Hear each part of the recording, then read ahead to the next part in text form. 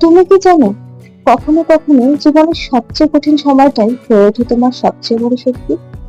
আজ বলবো এক বাস্তব গল্প, এক ছেলেকে নিয়ে, যে রাস্তায় রাস্তায় সংবাদপত্র বিলি করত, আর আজ সে একজন বিখ্যাত বিজ্ঞানী। ছোট্ট একটা শহর, নাম রামেশ্বরম। সেখানকার এক মুসলিম পরিবারে জন্ম নিয়েছিলেন এক শিশু, যার বাবা ছিলেন একজন অতি সামান্য নৌকো নির্মাতা।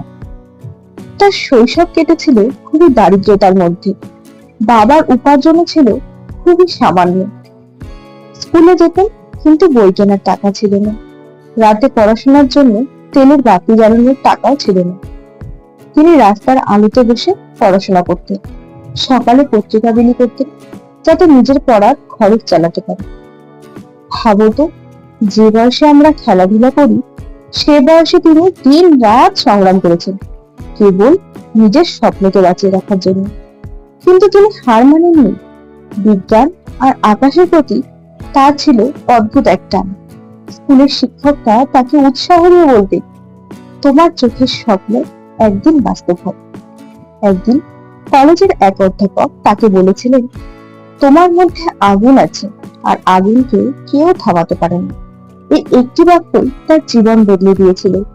এই ব্যক্তি আর কেউ নন, আমাদের সকলের পরিচিত স্যার এপিজে আব্দুল কালাম। পরে তিনি ভারতীয় মহাকাশ গবেষণার অংশ হলেন, তৈরি করলেন অসাধারণ ক্ষেপণাস্ত্র ও স্যাটেলাইট। আর সেই কাগজ বিলি করা ছেলেটাই একদিন হলো মিসাইল ম্যান অফ ইন্ডিয়া, হলো দেশের রাষ্ট্রপতি। তাহলে বন্ধুরা, এই গল্প থেকে তোমরা কি শিখলে? তোমার বর্তমান পরিস্থিতি তোমার ভবিষ্যৎ ঠিক করে না।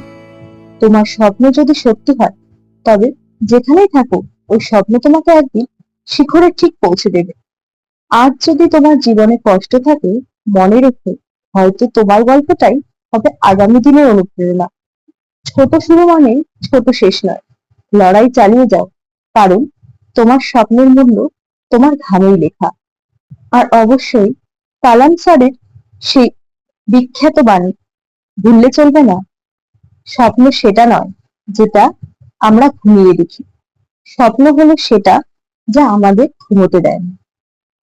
তোমার শুরু যেখান থেকেই হোক, শেষটা তুমি কিভাবে তৈরি করবে সেটাই আসে।